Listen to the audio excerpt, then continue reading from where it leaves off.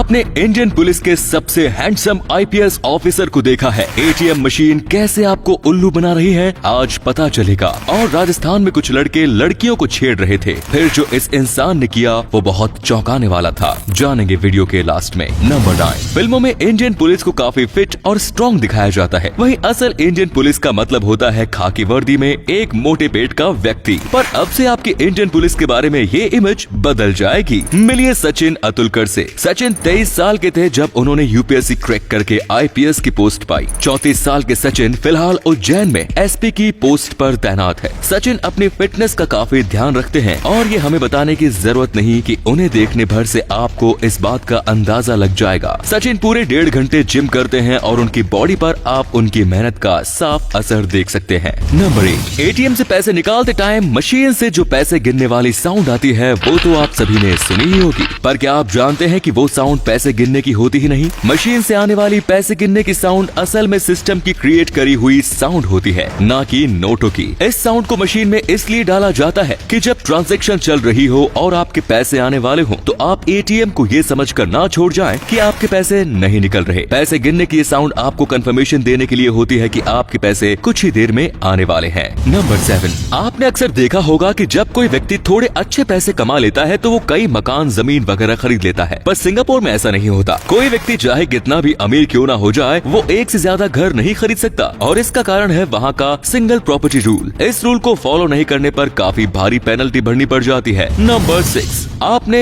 Matches के time पर cricketers को सफेद रंग की क्रीम चेहरे पर लगाए हुए देखा होगा, पर क्या आप बता सकते हैं कि वो असल में क्या होता है? ये सफेद क्रीम कुछ और नहीं बल्कि जिंक ऑक्साइड से बनी हुई एक सनस्क्रीन होती है जो सूरज से आने वाली रेस को स्किन में अब्सॉर्ब नहीं होने देती। इस क्रीम के इस्तेमाल से मैच खेलते टाइम क्रिकेटर्स की स्किन जलती नहीं। नंबर 5। पंकज त्रिपाठी के बारे में तो आप सभी जानते ही होंगे। एक मिडिल क्लास फैमिली से ताल्लुक रखने वाले त्रिपाठी की जर्नी जितनी इंस्पायरिंग है उतने ही इंस्पायरिंग होते हैं उनके इंटरव्यूज। अपने एक इंटरव्यू में उन्होंने एक ऐसी बात बोली कि सुनने वालों के होश उड़ गए। त्रिपाठी ने बताया कि उनके पिताजी एक ट्रैक्टर लेना चाहते थे पर पैसे ना थे, इस वजह से वो ऐसा नहीं कर पाए और ये बात छोटे त्रिपाठी को काफी बुरी लगी। पर जब वो बड़े हुए और फिल्म इंडस्ट्री में आए तो उनका कहना था कि अगर उनके पिताजी ट्रैक्टर खरीद लेते तो वे आज कहीं ट्रैक्टर चला रहे होते। उन्होंने कहा कि कई बार जिंदगी में हमें जब कुछ नहीं मिलता तो उदास नहीं होना चाहिए, उस टाइम बस ये समझ लेना चाहिए कि जिंदगी आपके लिए कुछ बड़ा प्लान कर रही है। नंबर 4। एक टाइम था जब पाकिस्तान भारत का ही एक हिस्सा था, पर अब हालात ऐसे हो चुके हैं कि दोनों एक दूसरे का नाम सुनना भी पसंद नहीं करते। लंबे टाइम तक भारत का ही हिस्सा रहने की वजह से पाकिस्तान और भारत में काफी समानता है। अब पाकिस्तान के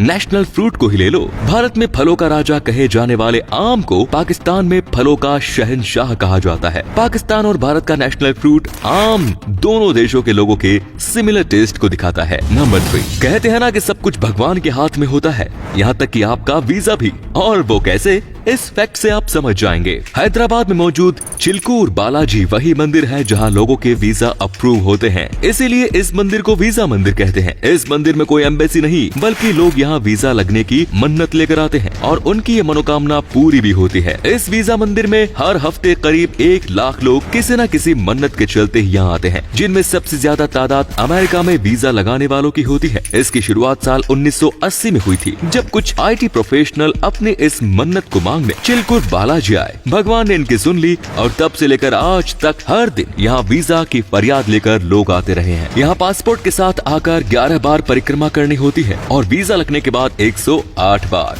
दोस्तों कैसा लगा फैक्ट आपको कमेंट्स में जरूर बताएं। नंबर 2। फैमिली कितनी जरूरी होती है इसका एहसास उनको होता है जिनको फैमिली में रहने का मौका ना मिलता हो। ऐसा ही कुछ हुआ चाइना के 58 साल के इस व्यक्ति के साथ। ली चैन नाम का ये व्यक्ति चाइना के जुइजोउ प्रोविंस में रहता है, जिसके पास परिवार के नाम पर इसका 18 साल का एक बेटा यांग यांग है। अकेलेपन से परेशान होकर चैन ने 7 सिलिकॉन डोल्स खरीदी जिन्हें वो अपनी फैमिली बताता है। चैन का कहना है कि वो उनकी सारी जरूरतों का ध्यान रखता है और उन्हें फैमिली मेंबर्स की तरह ट्रीट करता है। नंबर 1। लड़कियों के साथ छेड़छाड़ के मामलों पर आपने लोगों को काफी बार बहस करते देखा होगा, पर जब बात असल में कुछ करने की आती है तो लोग मुंह मोड़ लेते हैं। पर राजस्थान राजस्थान के इस व्यक्ति ने कुछ ऐसा किया कि जानकर आपके होश उड़ जाएंगे। राजस्थान के कोटपुतली में रहने वाले आरपी यादव को एक दिन पता चला कि उनके गांव से पास के शहर पढ़ने जाने वाली कुछ लड़कियों के साथ रास्ते में छेड़छाड़ की गई। बस की सुविधा न होने की वजह से लड़कियों को पैदल ही जाना पड़ता था और रास्ते में छेड़छाड़ के किस्से आम हो चुके थे।